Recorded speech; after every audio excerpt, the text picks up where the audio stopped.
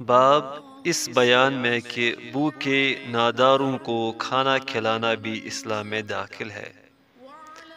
حدثنا عمرو بن خالد قال حدثنا الليث عن يزيد عن أبي الخير عن عبد الله بن عمرو رضي الله عنهما أن رجلا سأل النبي صلى الله عليه وسلم أي الإسلام خير؟